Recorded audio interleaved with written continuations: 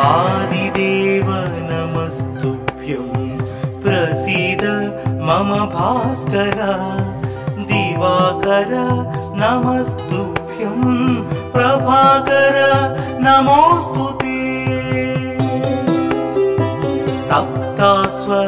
सप्तास्वरथमारूढं प्रचण्डं कश्यपात्मजं श्वेतपद्मधरं देवं तं सूर्यं प्रणमाम्यहम् लोहितं रथमारूढं सर्वलोकपितामहं महापापहरं देवं तं सूर्यं प्रणमाम्यहम् त्रैगुण्यं च महासूरं ब्रह्म विष्णु महेश्वरं महापापहरं देवं तं सूर्यं प्रणमाम्यहम् रुहितं तेजसां पुञ्जं वायुमाकाशमेव च प्रभुं च सर्वलोकानां तं सूर्यं प्रणमाम्यहम् बन्दूकपुष्पसङ्काशं हारकुण्डलभूषितम् एकचक्रधरं देवं तं सूर्यं प्रणमाम्यहम् विश्वेशं विश्वकर्तारं महातेजः प्रदीपनं महापापहरं देवं तं सूर्यं प्रणमाम्यहम् तं सूर्यं जगतां नाथं ज्ञानविज्ञानमोक्षदं महापापहरं देवं तं सूर्यं प्रणमाम्यहम् सूर्याष्टकं पठे नित्यं ग्रहपीडा प्रणाशनम् अपुत्रो लभते पुत्रं दरिद्रो धनवान् भवेत् अमिषं मधुपानं च यः करोति रवेर्धिने सप्तजन्म भवेद्रोगी जन्म कर्म दरिद्रता मधुमांसानि हस्त्यजेस्तुरवेर्धिनि न व्याधिशोकदारिद्र्यं सूर्यलोकं स गच्छति आदिदेव नमस्तुभ्यं प्रसीद मम भास्कर दिवाकर नमस्तुभ्यं प्रभाकर नमोस्तुते सप्तास्वरथमारूढं प्रचण्डं कश्यपात्मजं श्वेतपद्मधरं देवं तं सूर्यं प्रणमाम्यहम् लोहितं रथमारूढं सर्वलोकपितामहं महापापहरं देवं तं सूर्यं प्रणमाम्यहम् त्रैगुण्यं च महासूरं ब्रह्म विष्णु महेश्वरं महापापहरं देवं तं सूर्यं प्रणमाम्यहम् रुहितं तेजसां पुञ्जं वायुमाकाशमेव च प्रभुं च सर्वलोकानां तं सूर्यं प्रणमाम्यहम् बन्दूकपुष्पसङ्काशं हारकुण्डलभूषितम् एकचक्रधरं देवं तं सूर्यं प्रणमाम्यहम् विश्वेशं विश्वकर्तारं महातेजः प्रदीपनम् महापापहरं देवं तं सूर्यं प्रणमाम्यहम् तं सूर्यं जगतां नाथं ज्ञानविज्ञानमोक्षदम् महापापहरं देवं तं सूर्यं प्रणमाम्यहम् सूर्याष्टकं पठे नित्यं ग्रहपीडा प्रणाशनम् अपुत्रो लभते पुत्रं दरिद्रो धनवान् भवेत् अमिषं मधुपानं च यः करोति रवेर्धिने सप्त जन्म भवेद्रोगी जन्म कर्म दरिद्रता त्रितैलमधुमांसानि हस्त्यजेस्तुरवेर्धिने न व्याधिशोकदारिद्र्यं सूर्यलोकं स गच्छति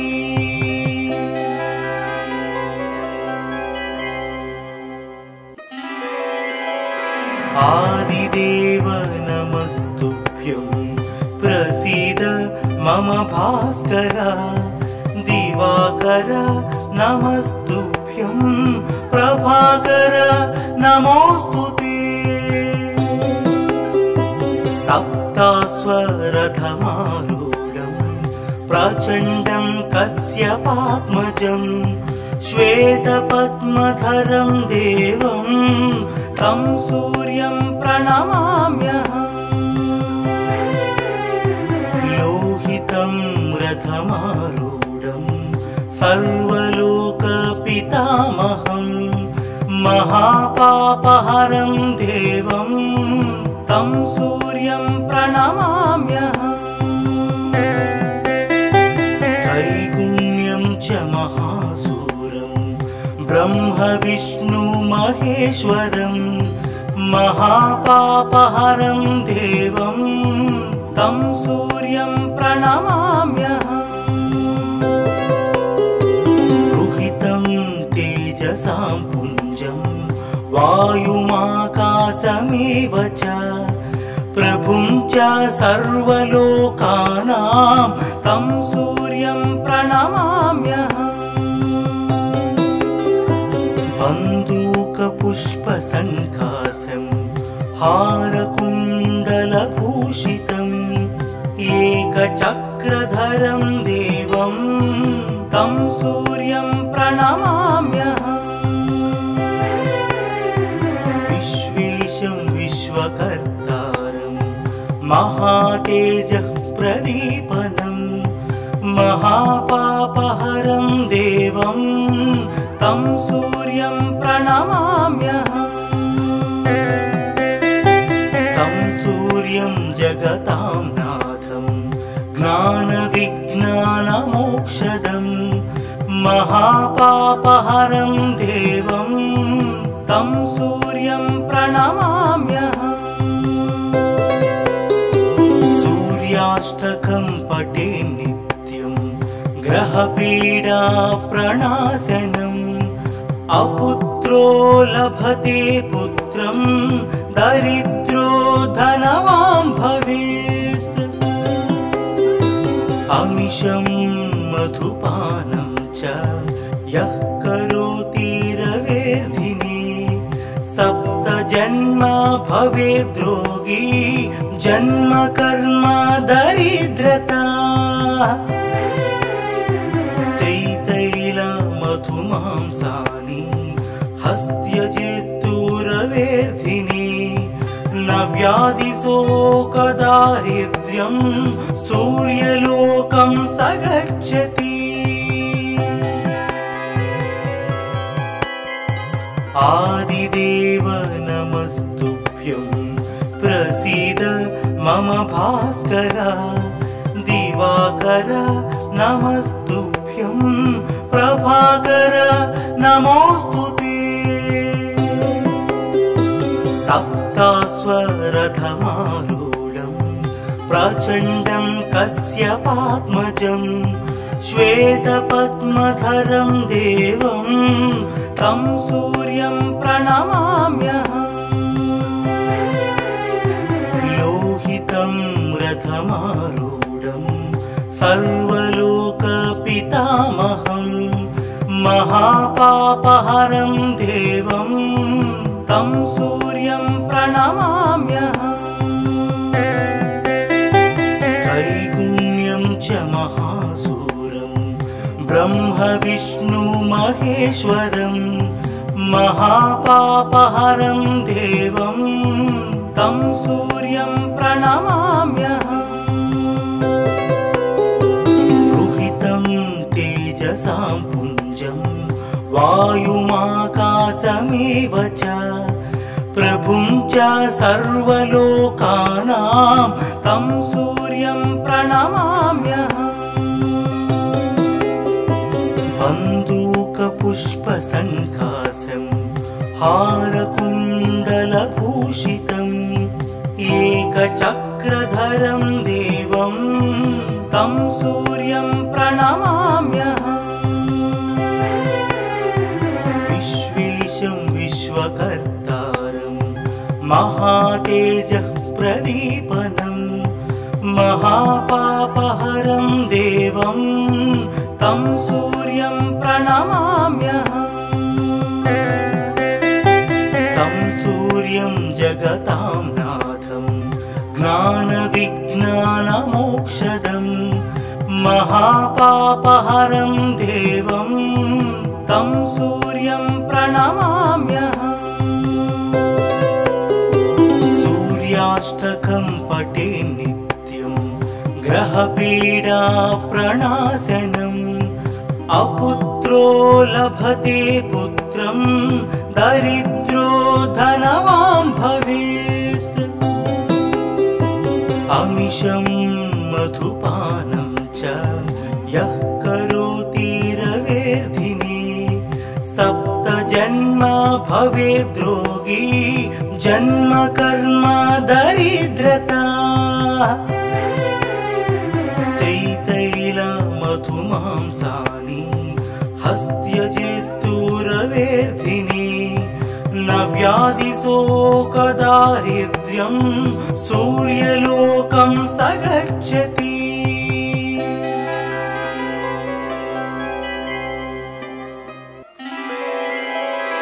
आदिदेव नमस्तुभ्यं प्रसीद मम भास्कर।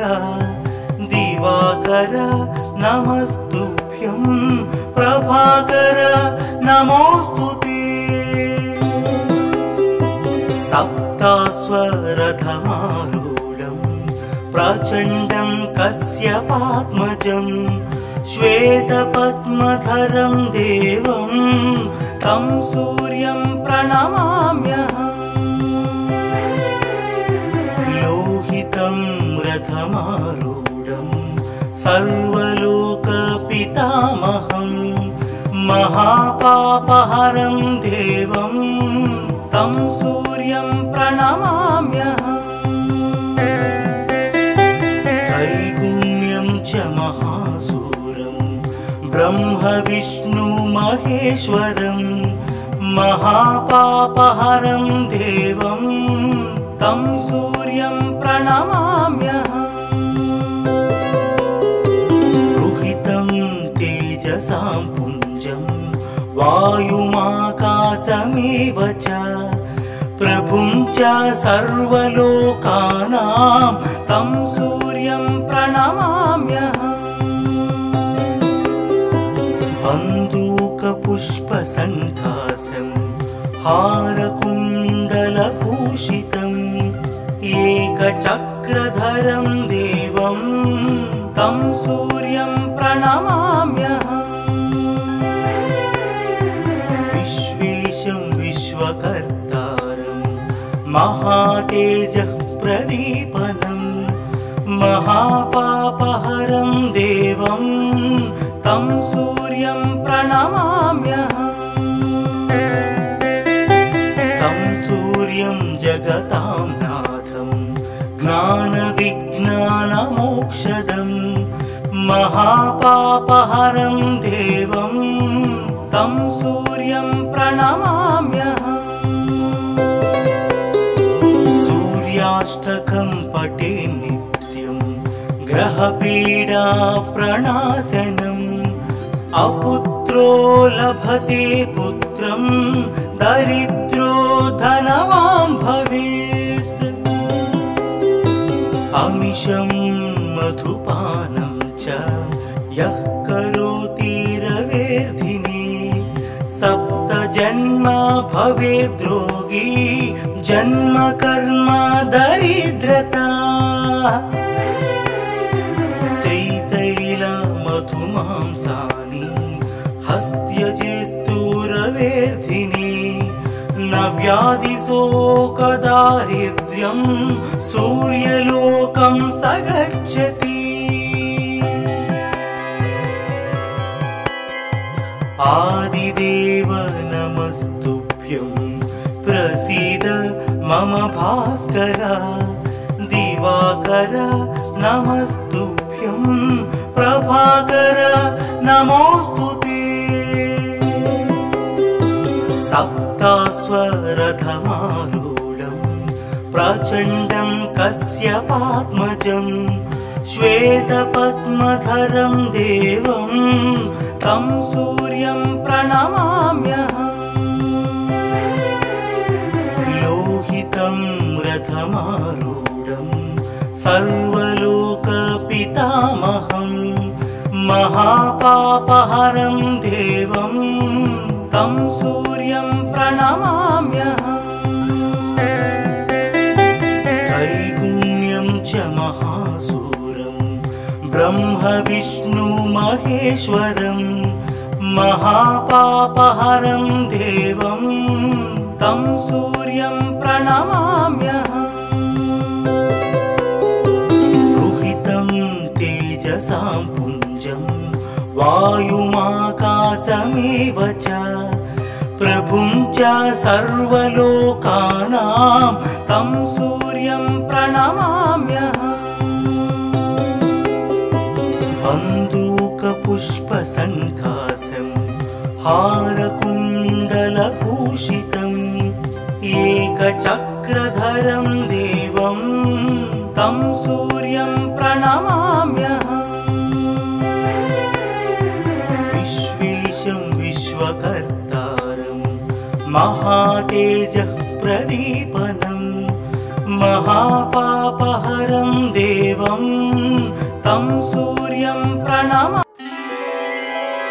आदिदेव नमस्तुभ्यं प्रसीद मम भास्कर। दिवाकर नमस्तुभ्यं प्रभाकर नमोस्तुते।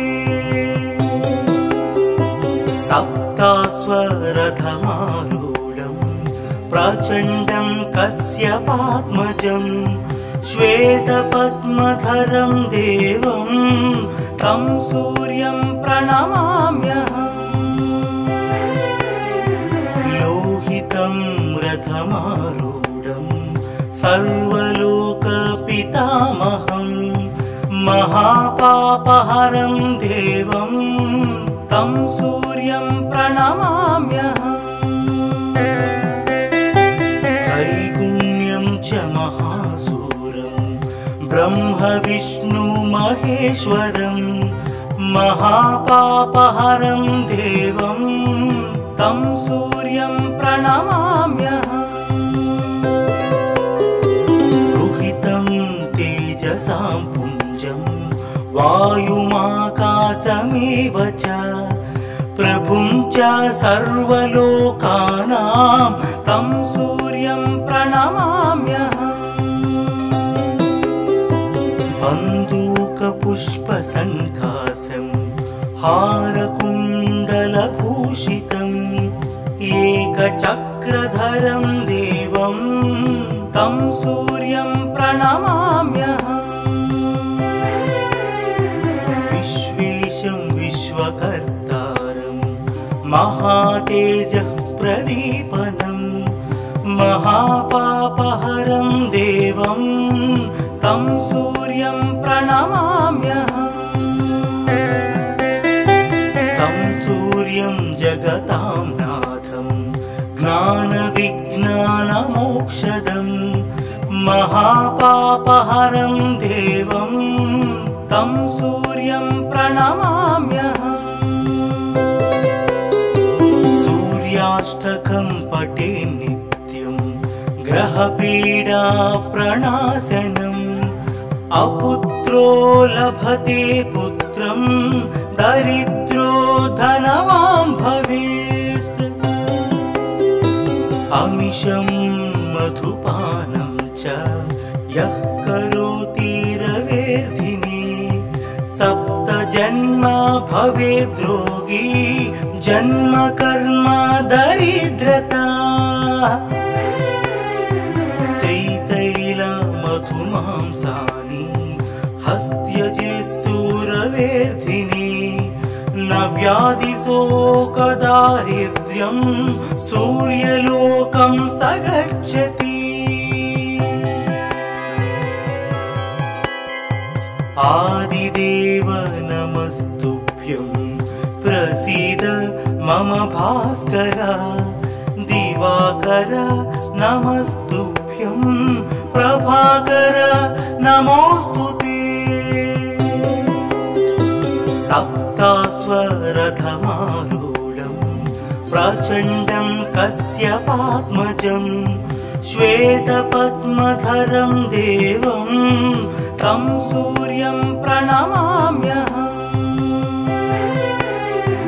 लोहितं रथमारूढं सर्वलोकपितामहं महापापहरं देवं तं सूर्यं प्रणमाम्यहम् त्रैगुण्यं च महासूरं ब्रह्म विष्णु महेश्वरं महापापहरं देवं तं सूर्यं प्रणमाम्यहम् रुहितं तेजसां पुञ्जं वायुमाकाशमेव च प्रभुं च सर्वलोकानां तं सूर्यं प्रणमाम्यहम् बन्दूकपुष्पसङ्कासं हारकुण्डलभूषितम् एकचक्रधरं देवं तं सूर्यं प्रणमाम्यहम् विश्वेशं विश्वकर्तारं महातेजः प्रदीपनं महापापहरं देवं तं सूर्यं प्रणमाम्यहम् तं सूर्यं जगतां नाथं ज्ञानविज्ञानमोक्षदम् महापापहरं देवं तं सूर्यं प्रणमाम्यहम् सूर्याष्टकं पठे नित्यं ग्रहपीडा प्रणाशनम् अपुत्रो लभते पुत्रं दरिद्रो धनवान् भवेत् अमिषं मधुपानं च यः करोति रवेर्धिने सप्त जन्म भवेद् रोगी जन्म कर्म दरिद्रता त्रितैल मधुमांसानि हस्त्यजेस्तु रवेर्धिने न व्याधिशोकदारिद्र्यं सूर्यलोकं स गच्छति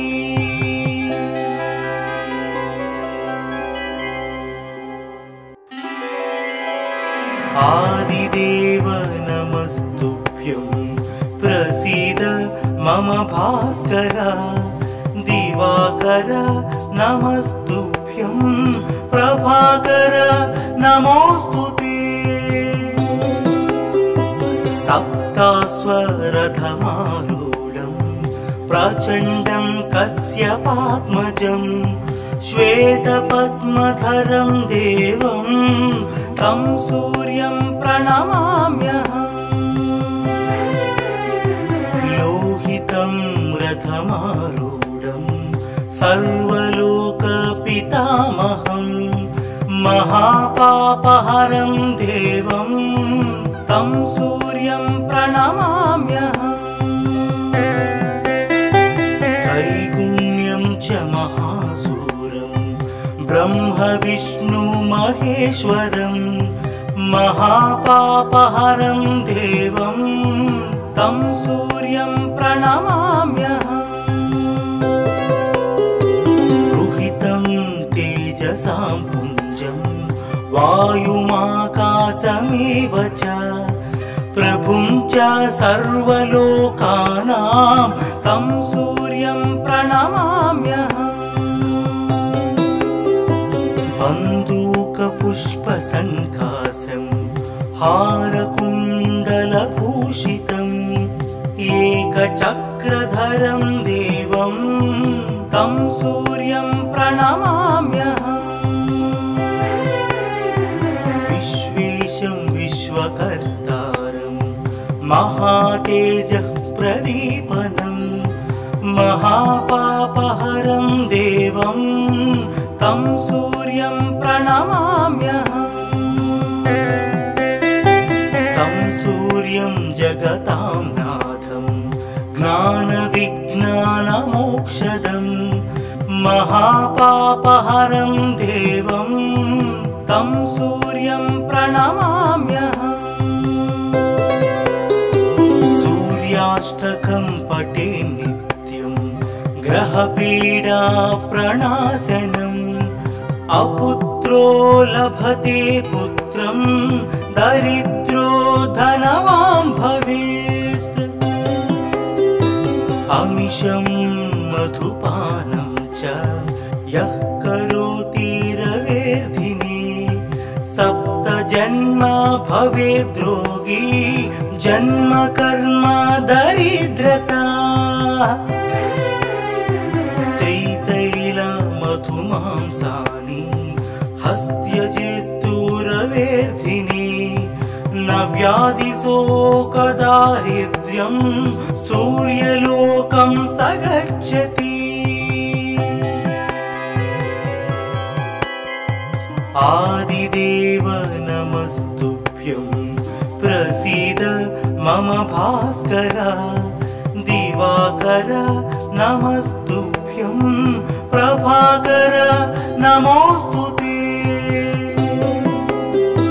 सप्ताश्वरथमारूढं प्रचण्डं कश्यपात्मजं श्वेतपद्मधरं देवं तं सूर्यं प्रणमाम्यहम्।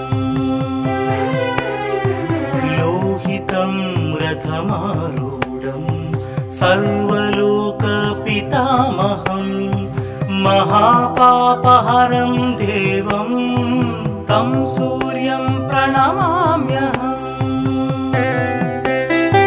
त्रैगुण्यं च महासूरं ब्रह्म विष्णु महेश्वरं महापापहरं देवं तं सूर्यं प्रणमाम्यहम्। रुहितं तेजसां पुञ्जं वायुमाकाशमेव च प्रभुं च सर्वलोकानां तं सूर्यं प्रणमाम्यहम्। बन्दूकपुष्पसङ्काशं हारकुण्डलभूषितम् एकचक्रधरं देवं तं सूर्यं प्रणमाम्यहम्। विश्वेशं विश्वकर्तारं महातेजः प्रदीपनं महापापहरं देवं तं सूर्यं प्रणमाम्यहम्। तं सूर्यं जगतां नाथं ज्ञानविज्ञानमोक्षदं महापापहरं देवं तं सूर्यं प्रणमाम्यहम् सूर्याष्टकं पठे नित्यं ग्रहपीडा प्रणाशनम् अपुत्रो लभते पुत्रं दरिद्रो धनवान् भवेत् अमिषं मधुपानं च यः करोति रवेर्धिने सप्त जन्म भवेद्रोगी जन्म कर्म दरिद्रता त्रितैल मधुमांसानि हस्त्यजेस्तु रवेर्धिने न व्याधिशोकदारिद्र्यं सूर्यलोकं स गच्छति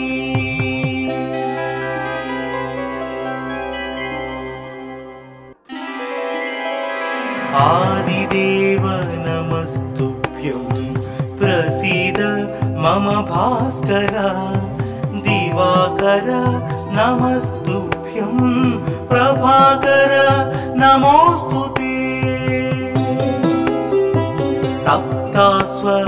सप्तास्वरथमारूढं प्रचण्डं कश्यपात्मजं श्वेतपद्मधरं देवं तं सूर्यं प्रणमाम्यहम् लोहितं रथमारूढं सर्वलोकपितामहं महापापहरं देवं तं सूर्यं प्रणमाम्यहम् त्रैगुण्यं च महासूरं ब्रह्म विष्णु महेश्वरं महापापहरं देवं तं सूर्यं प्रणमाम्यहम् रुहितं तेजसां पुञ्जं वायुमाकाशमेव च प्रभुं च सर्वलोकानां तं सूर्यं प्रणमाम्यहम् बन्दूकपुष्पसङ्काशं हारकुण्डलभूषितम् एकचक्रधरं देवं तं सूर्यं प्रणमाम्यहम्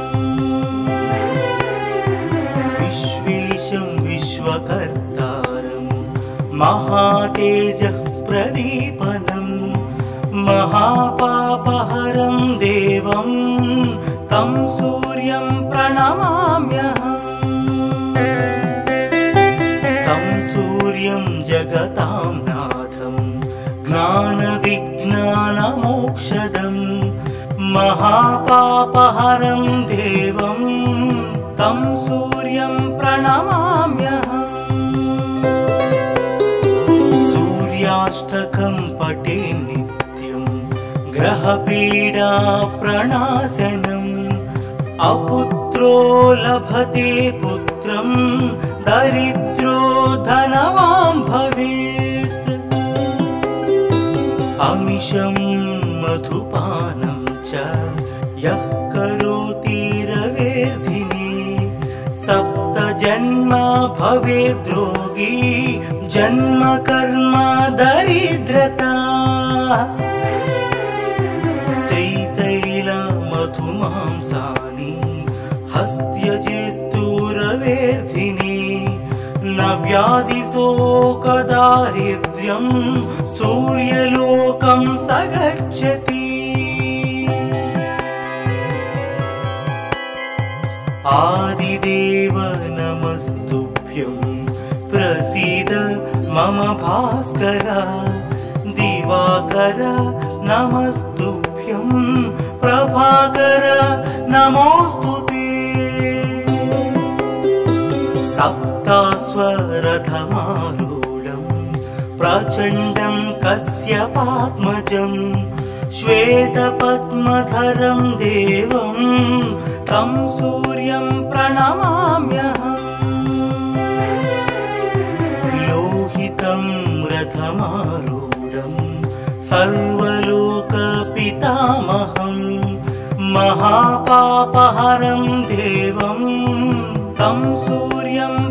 प्रणमाम्यहम् त्रैगुण्यं च महासूरं ब्रह्म विष्णु महेश्वरं महापापहरं देवं तं सूर्यं प्रणमाम्यहम्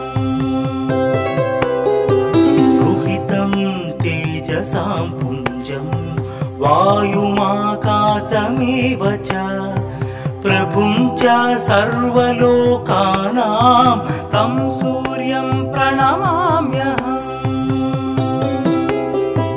बन्दूकपुष्पसङ्कासं हारकुण्डलभूषितम् एकचक्रधरं देवं तं सूर्यं प्रणमाम्यहम् विश्वेशं विश्वकर्तारं महातेजः प्रदीपनं महापापहरं देवं तं सूर्यं प्रणमाम्यहम् तं सूर्यं जगतां नाथं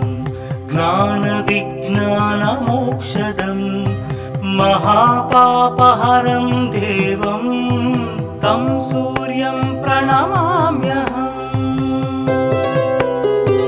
सूर्याष्टकं पठे नित्यं ग्रहपीडा प्रणाशनम् अपुत्रो लभते पुत्रं दरिद्रो धनवान् भवेत् अमिषं मधुपानं च यः करोति रवेर्धिने सप्तजन्म भवेद्रोगी जन्म कर्म दरिद्रता त्रितैल मधुमांसानि हस्त्यजित्तुरवेर्धिने न व्याधिशोकदारिद्र्यं सूर्यलोकं स गच्छति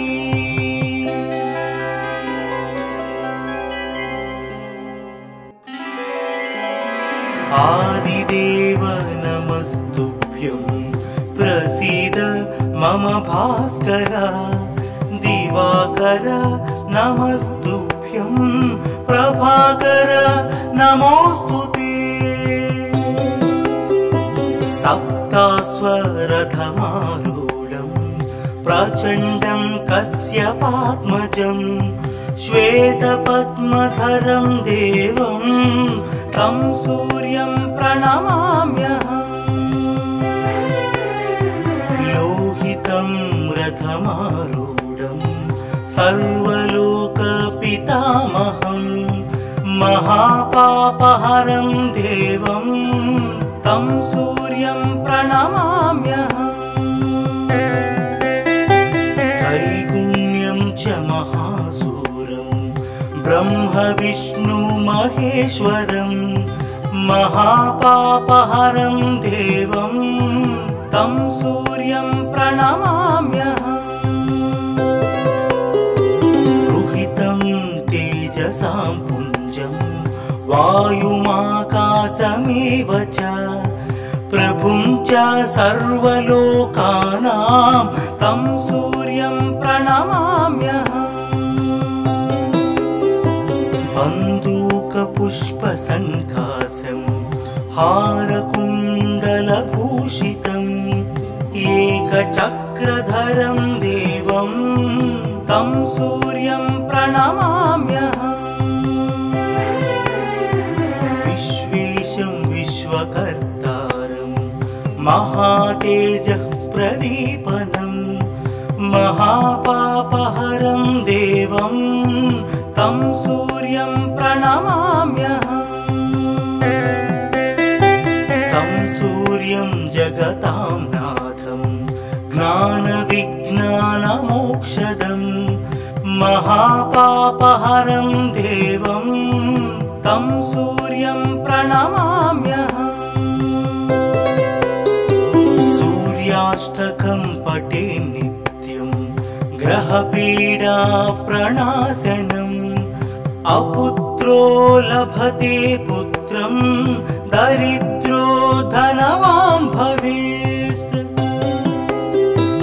अमिषं मधुपानं च यः करोति रवेर्धिने सप्त जन्म भवेद्रोगी जन्म कर्म दरिद्रता त्रितैल मधुमांसानि हस्त्यजेस्तु रवेर्धिने न व्याधिशोकदारिद्र्यं सूर्यलोकं स गच्छति आदिदेव नमस्तुभ्यं प्रसीद मम भास्कर दिवाकर नमस्तुभ्यं प्रभाकर नमोस्तुते सप्तास्वरथमारूढं प्रचण्डं कश्यपात्मजं श्वेतपद्मधरं देवं तं सूर्यं प्रणमाम्यहम् लोहितं रथमारूढं सर्वलोकपितामहं महापापहरं देवं तं सूर्यं प्रणमाम्यहम् त्रैगुण्यं च महासूरं ब्रह्म विष्णु महेश्वरं महापापहरं देवं तं सूर्यं प्रणमाम्यहम् रुहितं तेजसां पुञ्जं वायुमाकाशमेव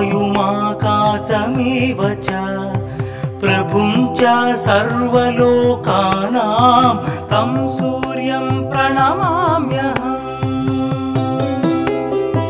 बन्दूकपुष्पसङ्काशं हारकुण्डलभूषितम् एकचक्रधरं देवं तं सूर्यं प्रणमाम्यहम्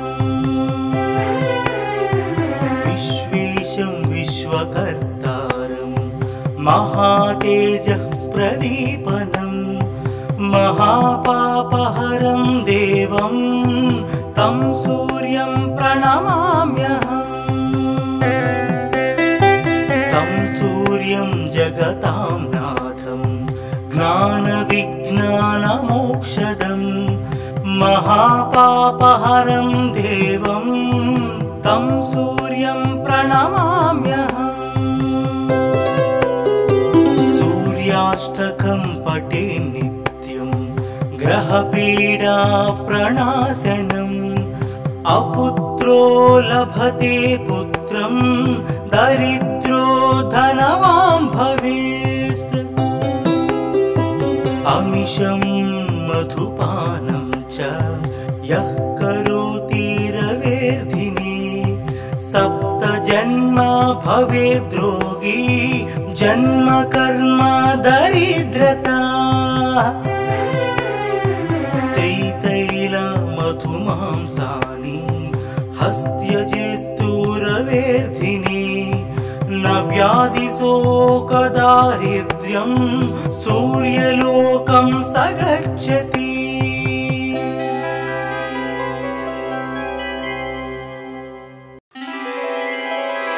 आदिदेव नमस्तुभ्यं प्रसीद मम भास्कर दिवाकर नमस्तुभ्यं प्रभाकर नमोस्तुते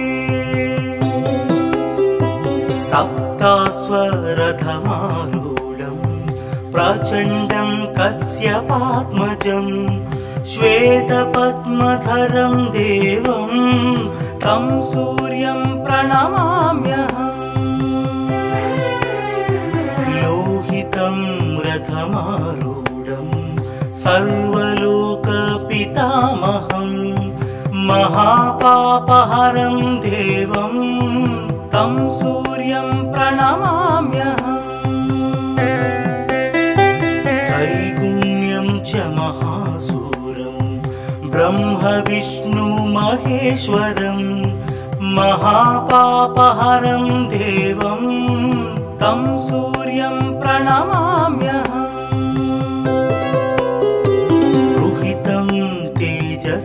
पुञ्जं वायुमाकाशमेव च प्रभुं च सर्वलोकानां तं सूर्यं प्रणमाम्यहम् बन्दूकपुष्पसङ्कासं हारकुण्डलभूषितम् एकचक्रधरं देवं तं सूर्यं प्रणमाम्यहम् विश्वेशं विश्वकर्तारं महातेजः प्रदीपनं महापापहरं देवं तं सूर्यं प्रणमाम्यहम् तं सूर्यं जगतां नाथं ज्ञानविज्ञानमोक्षदं महापापहरं देवं तं सूर्यं प्रणमाम्यहम् सूर्याष्टकं पठे नित्यं ग्रहपीडा प्रणाशनम् अपुत्रो लभते पुत्रं दरिद्रो धनवान् भवेत् अमिषं मधुपानं च यः करोति रवेर्धिने सप्तजन्म भवेद्रोगी जन्म कर्म दरिद्रता मधुमांसानि हस्त्यजेस्तुरवेर्धिने न व्याधिशोकदारिद्र्यं सूर्यलोकं स गच्छति